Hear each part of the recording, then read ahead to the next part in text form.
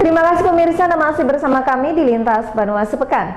Di SMP Negeri 1 Banjarmasin ternyata fasilitas ruang kelasnya rusak parah. Akibatnya terpaksa harus menggunakan ruangan laboratorium untuk kegiatan proses belajar mengajar. Sementara itu, Kepala SMP Negeri 1 Gusti Hairur Rahman berharap ada dana baik dari APBN ataupun APBD bisa turun segera untuk perbaikan rombel yang mengalami kerusakan.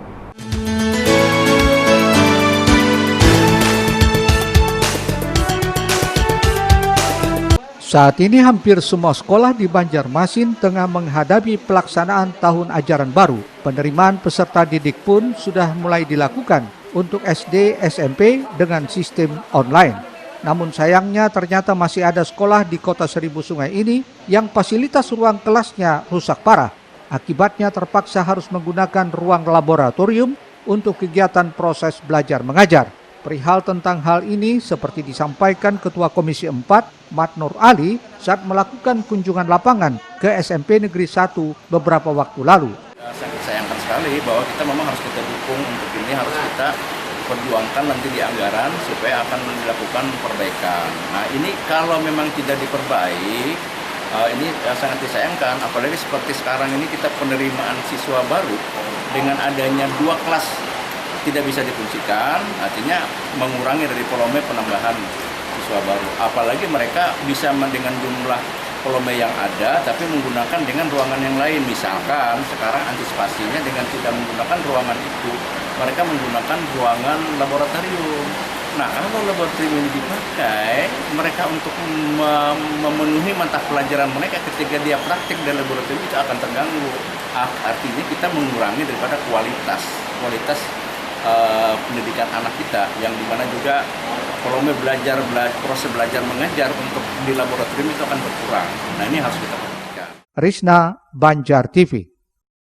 Sementara itu, Kepala SMP Negeri 1 Gusti Hairur Rahman mengungkapkan kerusakan ruang kelas tersebut sudah berlangsung sejak 6 bulan lalu. Adapun kerusakan yang terjadi pada bagian atas atau plafon serta rangka bangunan sehingga sangat membahayakan. Kerusakan ini sebenarnya sih, ini kan ada 6 ruang kemarin yang rusak.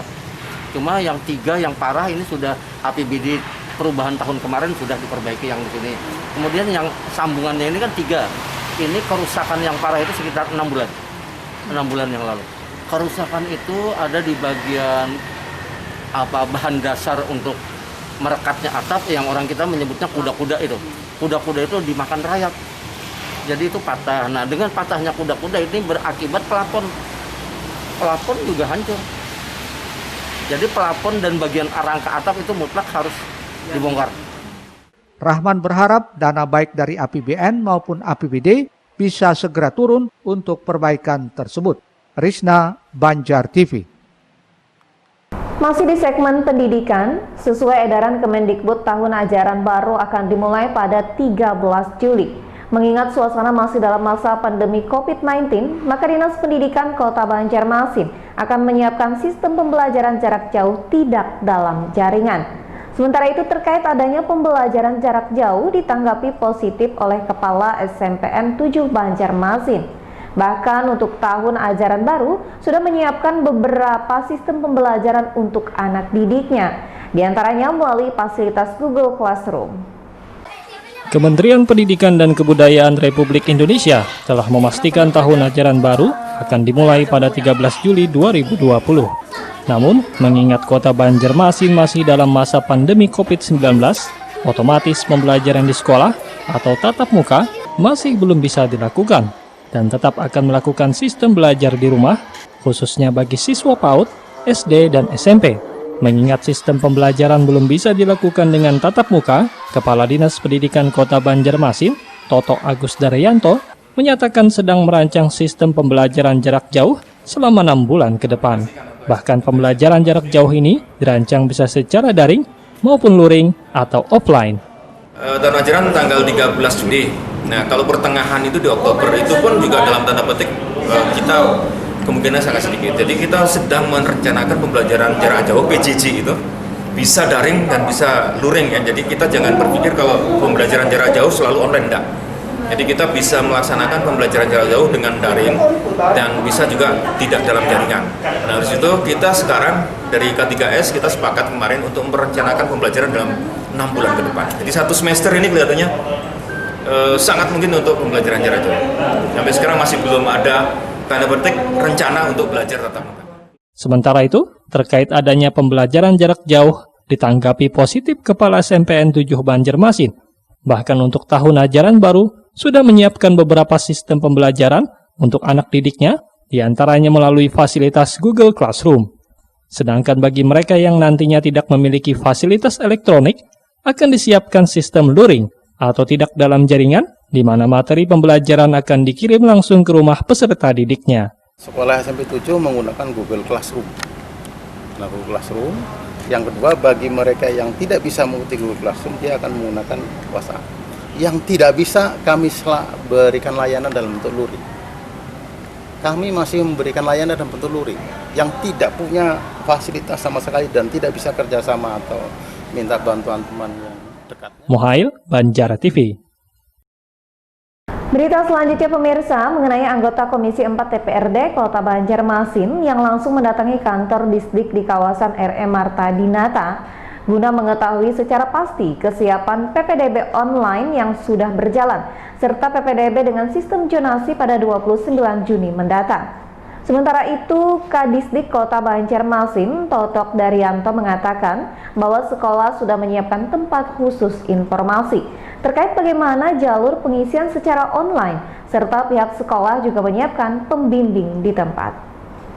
Menindaklanjuti rapat Komisi 4 beberapa waktu lalu dan respon warga terkait pelaksanaan PPDB online untuk SMP di Kota Banjarmasin, pihaknya bersama anggota komisi langsung mendatangi kantor Disdik Kota Banjarmasin kawasan RE Marta Dinata. Kunjungan sendiri menurut Ketua Komisi 4 Mat Nurali untuk mengetahui secara pasti kesiapan PPDB online yang sudah berjalan, yakni PPDB online afirmasi dan prestasi.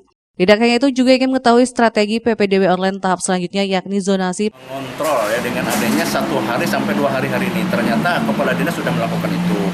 Dan lagi apapun yang kami mau pertanyakan kepada mereka, sesungguhnya mereka sudah tahu. Artinya connect saja ya. Artinya mereka sesuai dengan harapan saya, jauh-jauh hari beberapa bulan yang lalu, saya mengingatkan pada saya rapat untuk sama-sama kita kawal, sama-sama kita pantau, terjun ke lapangan, ya jemput bola saya minta. Artinya Kepala Dinas juga mungkin akan memperhatikan apa yang saya sampaikan pada saat itu. Artinya ketika kami melakukan rapat koordinasi pada pagi ini, mereka sudah siap-siap juga untuk memberikan informasi kepada kami. Saya mengingatkan, artinya akan lebih kita perhatikan lagi ketika nanti penerimaan tanggal 29, pada penerimaan zona ini akan lebih mempermudah. Jadi akan kami perhatikan lagi. Jadi saya ingatkan dengan Kepala Dinas lebih perbanyak lagi komunikasi masih pendidikan. Artinya paling tidak dinas itu harus membagi tim, lebih banyak dia mengontrol untuk memperbola kepada sekolah-sekolah yang ada mempunyai filter tadi. Usai kunjungan, Mat Nurali mengungkapkan apresiasi kepada Disdik yang mana telah merespon baik hasil rapat beberapa waktu lalu dengan mengawal turun lapangan termasuk jemput bola dalam mengawal pelaksanaan PPDB online ini. Risna, Banjar TV. PPDB di Banjarmasin dibagi menjadi 2 sesi pendaftaran untuk jalur prestasi dan afirmasi dibuka sejak tanggal 22 hingga 24 Juni 2020. Sedangkan untuk jalur zonasi dan perpindahan orang tua, pendaftaran dimulai dari tanggal 29 Juni sampai dengan 4 Juli 2020. Pendaftaran secara online ini sendiri tentu menjadi masalah bagi orang tua atau wali murid yang memang tidak paham teknologi, namun tidak perlu berkecil hati. Menurut Kadisdik Kota Banjarmasin Toto Agus Daryanto, saat berada di ruang kerjanya, pihaknya melalui sekolah-sekolah sudah menyiapkan tempat khusus informasi terkait bagaimana jalur pengisian secara online. Tidak hanya itu, pihak sekolah juga menyiapkan pembimbing di tempat. Nah, makanya ini dalam 3 hari ini, di masa afirmasi ini kami masih membuka layanan yang tatap muka, tapi diatur oleh sekolah masing-masing. Jadi disediakan tempat khusus untuk melaksanakan mengakses aplikasi dibantu oleh sekolah. Jadi artinya jangan sampai ada orang tua yang nggak bisa itu karena kendala tidak mempunyai peralatan. Di semua kan? Jadi sebenarnya nggak ada tanda. Tapi kan tadi kan untuk mengantisipasi beberapa orang tua yang memang tidak mempunyai peralatan, maka sekolah masih dibuka. Nah, gitu. Sebenarnya tetap online semua. Kami kemarin saya baru dari 3 sekolahan yang saya monitoring, mereka sudah masuk pakai aplikasi, tidak tatap muka. Jadi kemarin yang paling terakhir saya di SMP 7 itu ada 24 yang afirmasi sudah masuk dengan aplikasi. Artinya tidak bertatap muka. Ya.